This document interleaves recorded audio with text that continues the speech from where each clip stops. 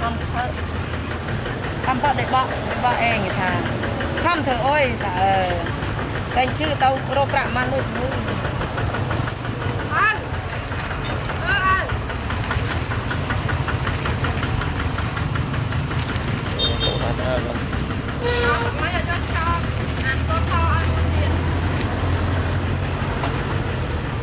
cái lim luộc cái này